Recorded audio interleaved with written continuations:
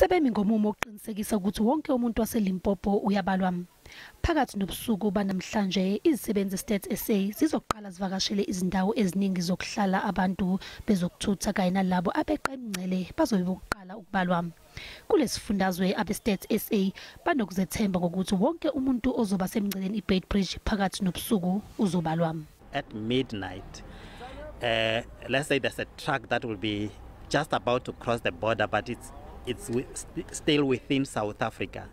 At that point, we'll start with that truck so that it doesn't move out of the country before the truck driver is counted. So we'll count that driver moving backwards so that we count everyone, and we'll count them until we finish them.